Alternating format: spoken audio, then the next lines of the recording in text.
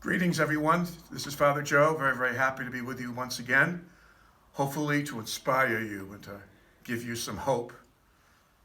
How are you doing with the social distancing? The other day, I caught myself in a rather weak moment because social distancing with Father Peter is sometimes a real challenge, you could well imagine. And I was saying, this is driving me nuts. It's driving me right up a wall. Not always, but every so often. And recently I was speaking to a young couple who have been friends of mine for a long, long time, and they have 3 kids. And I was just checking in with them, and one of them said to me, our youngest son had a meltdown the other day because of the social distancing and the schools being closed. He misses his friends at school. I thought that was a pretty realistic reason for a meltdown. Next, I can think of a couple of people who have not been able to see their parents because they're in nursing homes, and trying to visit people under these circumstances who are in nursing homes is next to impossible. And not being able to see your father or your mother, and how strenuous that can be.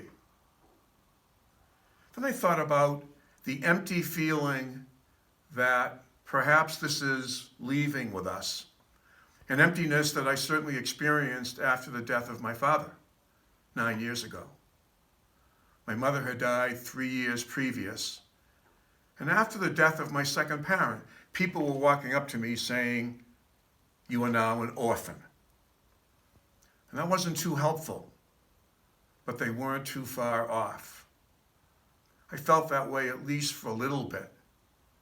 But a feeling of emptiness really and truly came over me at that time, just as I'm sure it is coming over so many of us here and now. And sometimes when you feel empty, you want to fill in the emptiness. You want to fill it up. You want to fill it up with fancy slogans and things that need to be done, and maybe food that you would not otherwise eat, whatever. We oftentimes settle for second best when it comes to filling in the emptiness under these circumstances. And we have to be careful with that because the Lord does not want us to settle for anything less than the best. When I was dealing with emptiness after the loss of my dad in 2011, I immediately went back to work. I was stationed in Lynn at the time, and I immediately went back to the parish thinking, if I get busy again, that'll be good for me. So I went back, and in less than 24 hours, I physically and emotionally felt as if I would fall flat on my face. My dad's death really and truly sunk in. I just did not have the physical and emotional strength to just resume my priestly duties. So I went home and I took some time. And I tapped into the wisdom and the advice of a professional who said to me, "Joe, you're trying to avoid the emptiness. You're trying to fill it in. Stop it," he said to me.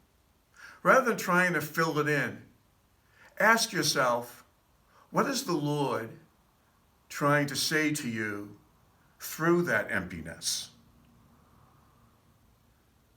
How is the Lord challenging you to embrace it? What message does he want you to hear through it, rather than trying to pray it away? I thought he was crazy at first, and then I happened to think, somebody sent me a card in the midst of that emptiness, and there was a line in that card that I have never forgotten. It simply said, "Take time to heal." Take time to heal. I've been so used to being a channel of healing for others. But sometimes the healer needs to be healed first. I'd like you to personalize that reference in your own experience right now. We all seek healing for ourselves and for others. But just realize full well that the caregiver needs to be cared for. And in the midst of our emptiness and our restlessness, the words of St. Augustine come into very clear focus. Lord, our hearts are restless until they rest in you. We pray this day for the grace to rest just a little bit more in the hands of our ever faithful God. For apart from God, we can do nothing. Thank you so much. And just know of our great and sincere love for you and for all of those whom you love.